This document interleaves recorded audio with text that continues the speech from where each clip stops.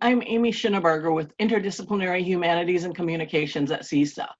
Today, I'm here to implore you to help us build a lexicon or dictionary of slang words and phrases used on and around the ASU campuses. A lexicon is just another word for an organized collection of words, like you'll find in any dictionary, whether that's in print or online.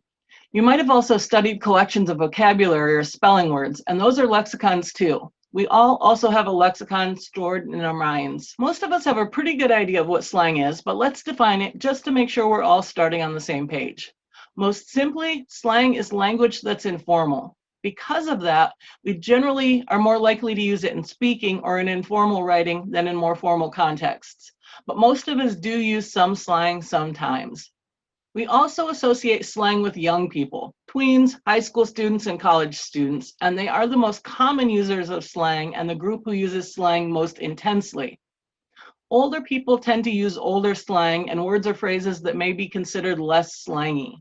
We also know that some people judge slang negatively, but linguists believe there is a time and place for informal language. Plus, slang is fun.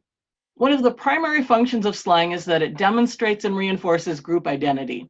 It tells the world who your friends are, your team, your squad, your crew, your posse, your entourage. It also works in the opposite direction to demonstrate who you do not identify with or who you do not wish to be identified with. The losers, the nerds, the dorks, the fools, the freaks. English, like all languages, is a living entity. It changes and grows much like a plant or animal. Linguists study language change, and in most areas that change happens slowly over decades or even centuries. But slang is an area in which we can study language changing much more quickly. This year's slang is not quite the same as last year's slang. Sometimes words or phrases stick around, but when that happens, they tend to broaden in terms of who can use them, and they also become less slangy. This tells us that slang exists on a continuum, that something can be considered strongly slang or more slangy, or something can be considered less strongly slang or less slangy. Often words or phrases start out with a certain group and spread, and as they spread, the extent of the slanginess weakens. Some slang words linger for years or decades, but when that happens, they also become less slangy. Cool? Cool has actually been American slang since the 1930s and has undergone its own evolutions, including cool with a K, the hyperpronounced cool with the EW in the middle, and cool with a clipped L at the end.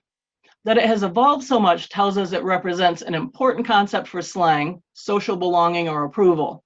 That also means that both my grandpa and I can say it without one or the other of us cringing too much, and that my young students can say it as well. And that tells us that over the decades, it's lost much of its slanginess. Some people confuse slang and profanity, which makes sense. They're both very informal varieties of language, and many people use them in the same settings. They're both also judged negatively by prescribers of formal language, and we know that we generally leave both out of our English papers, for example. That shared definitional space tells us that the same word or phrase can be both slang and profanity, but that a word need not be both in order to be one or the other. With slang, the emphasis is on the informality, and with profanity, the emphasis is that somebody has judged something about it to be offensive, either the word itself or the topic it represents. Some people also confuse slang with jargon, which is the language used in a specific field, sometimes even referred to as field slang. Jargon allows us to communicate more quickly and efficiently with people who share common knowledge. If I use the word lexicon rather than dictionary or call nouns and verbs categories rather than parts of speech, I'm using jargon from the field of linguistics. Professional fields of practice have jargon, but so do hobbies, sports, entertainment, and so on. Sometimes jargon spreads beyond a field of practice and may become more generalized slang. If you've ever called a last-ditch effort a Hail Mary pass or told someone you've got their back, you've used sports or military jargon. So now that we all know what slang is, how can you help?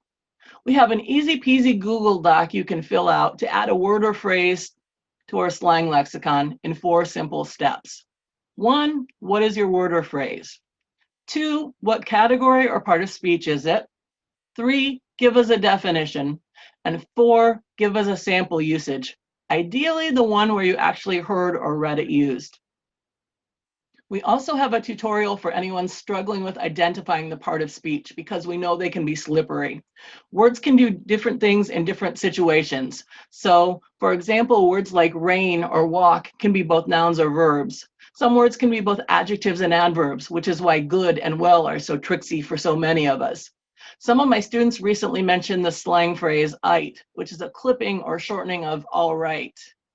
They had no problem telling me what it meant, but when I asked them what part of speech it was, they discovered that all right can be an adjective, an adverb, or an exclamation, depending on the context. And because of that, their simplified "ite" could also do those same things. We'll be doing frequency counts and sharing results as data comes in, so we hope you come back later and check in to see what we found. Thanks. Peace. Dr. Amy out.